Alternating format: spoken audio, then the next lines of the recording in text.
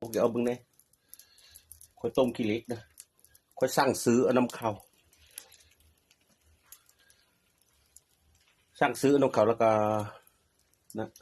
ย่างก็ได้ย่างเจ้าหนึ่งยังได้มาส่งเดี๋ยวนี้เดี๋ยวถ้าคลิปก็กดติดตามเพราะค่อยได้เด้อสุเจ้าต้มขี้เหล็กไปขายมื้ออื่นสั่งซื้อเอาน้ำเขา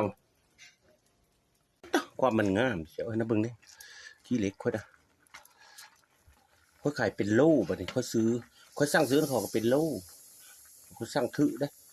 มาซ้อมเอาเองต้มเอาเองนะหมดฝุ่นหมดไฟจนเลยนะสู้ว้าวเลยอาชีพคนนั้นในนี้แหละขายส้มขายขี้เหล็กตื้มกัน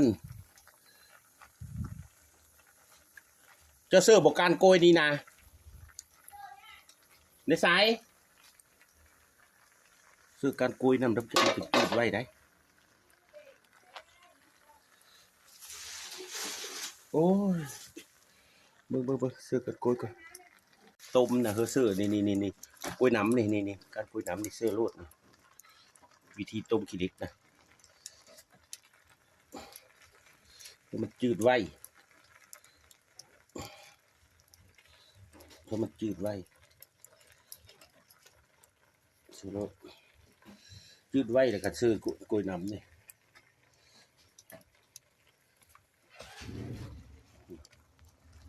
ต้องยานว่ามันสิบ่จืดจะมันเกกันได้สุกเจ้าเอ้ยการกล้วยต้มเด้อกล้วยน้ำเด้อกล้วยน้ำวาน่ะกล้วยอื่นบ่ได้นี่อย่าลืมได้ติดตามกล้วยน้ำบอกยาวอีต้นค่อยแน่กดติดตามกดไลค์กดหัวใจให้แน่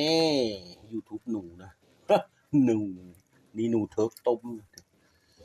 เดี๋ยวเอาน้ำเสืออีกก่อนก็ดีเนี่ยซ้อมเลยนะต่อ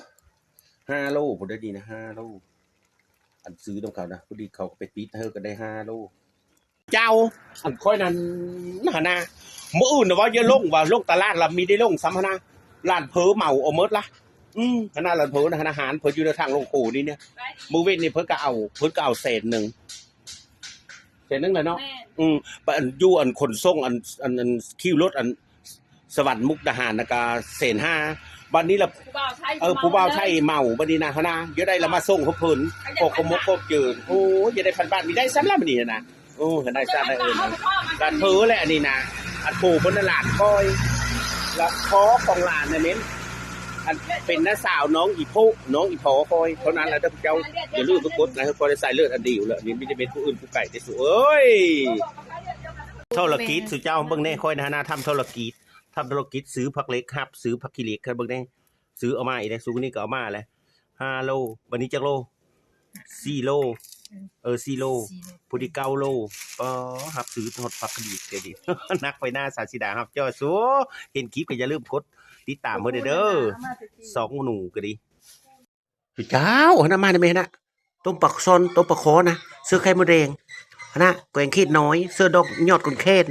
แล้วก็ไข่มดแดงอีกล้วยไข่มดแดงอีอันนี้นายซ่านนายนี่คือกับข้าวเหนียวกินข้าวแรกแล้วมามั้ยมาเด้อสิเจ้าเล่น้ำผักขี้เหล็กพวกเจ้าแล้วก็กินข้าวแล้วมันกินข้าวแรงนะพวกเจ้านะเบิ่งในความกินนะอันนี้ก้อยไข่มดแดงกับธรรมดามันเนาะย่ามเดิน3แล้วตึ้งเลยอันนี้ไม่ได้ตึ้งนะฝนมีตกเก่งปลาคอสไข่มดแดงแล้วก็เก่งครีดซื้อยอดดอกยอดกุนเคนซื้อดอกผักบู